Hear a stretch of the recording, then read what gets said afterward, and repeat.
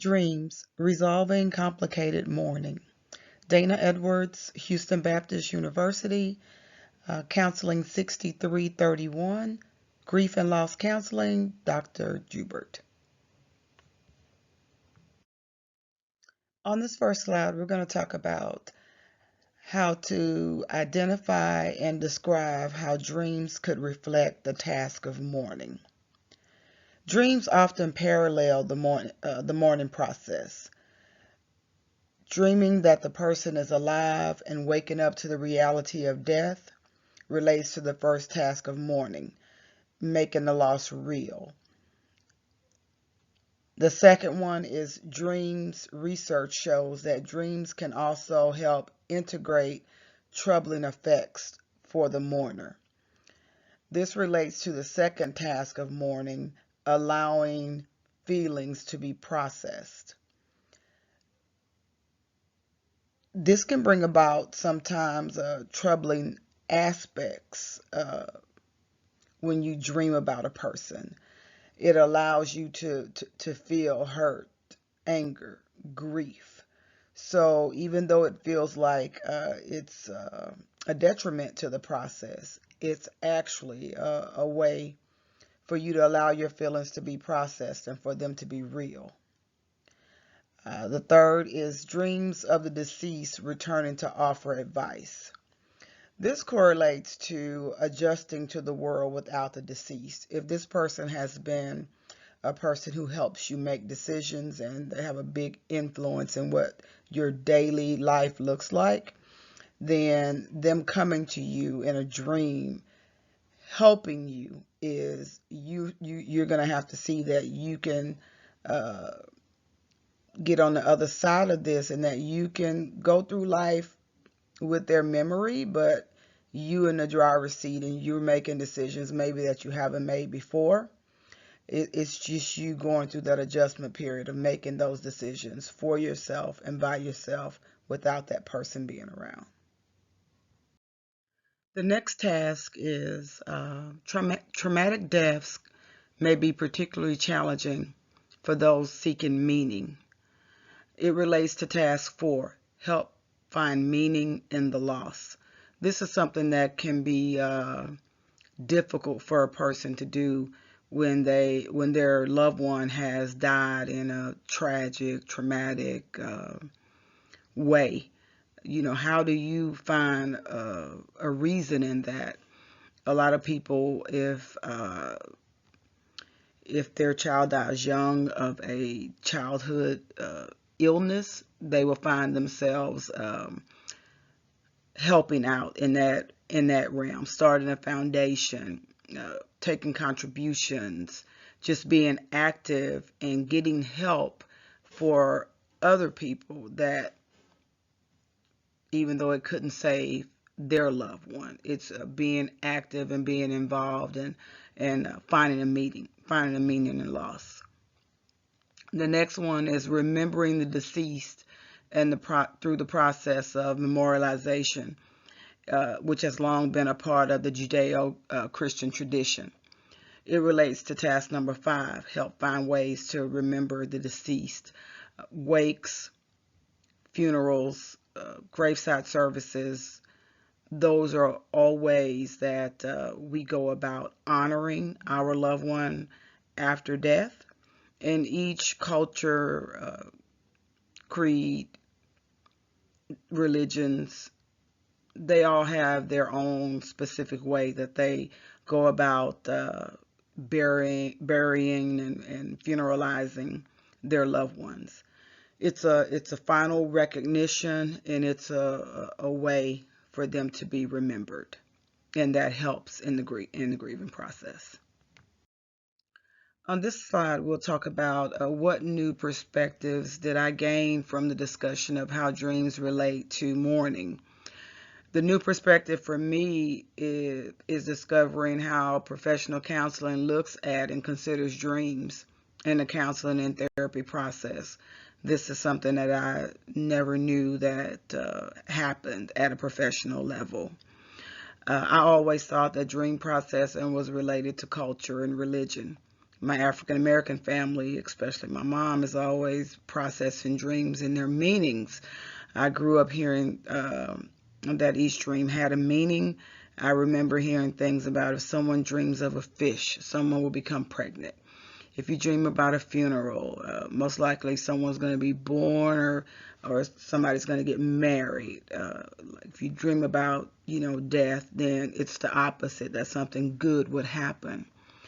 If you dream about birth or babies birthing, then most likely someone is getting ready to die. So dreams and dream processing has always been a part of my family and my culture. So it's good to see that it's also considered in the professional counseling aspect as well. On this slide, we're going to talk about a grief sketch that's in our textbook, and how you would use dreams in doing grief counseling with this client. In this sketch, the woman is 38 years old. She's single. She's been physically and sexually abused by her stepfather for a very long time, from the age of 3 until she was 17 years old. And at that time, she moved out of the house. That's why the abuse stopped.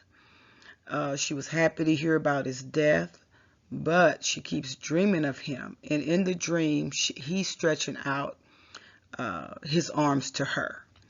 She doesn't know what the dreams mean, but it's disturbing her sleep process, and her work performance is beginning to suffer because she's not sleeping right.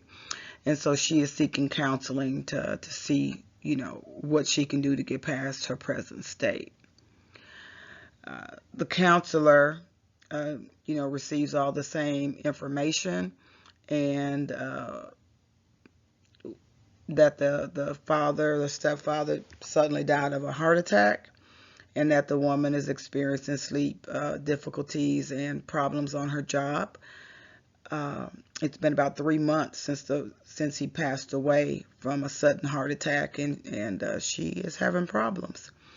So the counselor has to explore the symptoms in light of the recent loss and decide if grief work needs to be done. If it does, to help identify what needs to happen and facilitate the process. Dreams and grief work. We're going to look at the grief sketch that we described from the previous slide.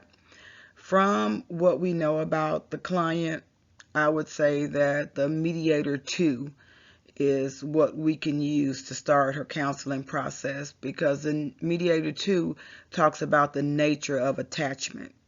And for her specific problem, it would be the number 4 under mediator 2, which talks about conflicts with the deceased.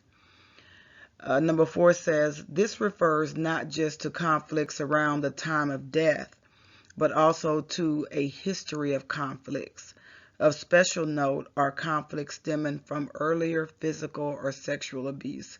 So you can see how this mediator 2 applies to our client, because she has been a victim of physical and sexual abuse over a period of about 14 years. Dreams and grief work. On this slide, we're going to make some points about the client and some things that she may need to work through in the counseling session. The client has unfinished business with the stepdad due to the history of physical and sexual abuse. The second point is there are only bad memories associated with the stepdad. The next point, she never had the chance to tell him how his behavior affected her life, because he died unexpectedly of a heart attack. So she probably thought she had some time to get this done. The next point is she possibly feels responsible if she never told anyone about the abuse. So we'll cover that in counseling. Over the years, did she have an opportunity to tell someone, or did she tell someone and they didn't take any action? There could be many other issues she has surrounding that. A lot of Women who are men who are abused in childhood are not believed, or they don't get the opportunity to tell anyone. So that's a point that will have to be looked at. And the last point is she could possibly harbor feelings of resentment, anger, sadness, a whole realm of different emotions that she has built up, pent up inside of her that we'll need to review it. Dreams and grief work. On this slide, we want to talk about some things that we want to try in therapy to get the client to a point of resolution. Of course, we want to do the proper intake on the client so we know what we want to do, in therapy. What is a client looking for, and what we think we can get them to, and agree on it. At that time, we could do any testing for depression or do a inventory of grief with them. And the first thing I have listed here is to let the client or the dreamer tell the counselor the meaning of the dream. We want to let the client explore that dream and hash it out and let them give us the meaning before we walk through it. We don't want to interpret for them. We want them to interpret the dream. The second thing we want to do is discuss resolution of the dream. When they get to that point where they know what it means to them, then what is the resolution? How do we get past the dream disturbing her sleep and her work day? Discuss the feelings of relief. She said she was happy that her stepdad had died. Let's discuss those feelings of relief and the happiness and get to the bottom of what that really means. I believe it would be great to explore using the Gestalt theory technique with this client of the empty chair. The empty chair will simulate that her stepdad is still alive and she gets to talk to him and let him know whatever it is she wants to say, whatever she hasn't had a chance to say before he died, how it made her feel, how it impacted her life, the physical and the sexual assault. And the fourth point I have here is talking about the empty chair. Implore the client to speak with the deceased as if they are still alive and say all the things they have been avoiding for years.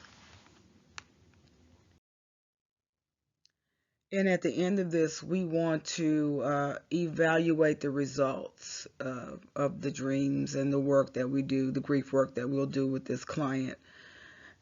Evaluate the results and see, has the client been relieved, had relief from the disturbing dreams that are disturbing her sleep patterns and her work performance? Is her sleep restored?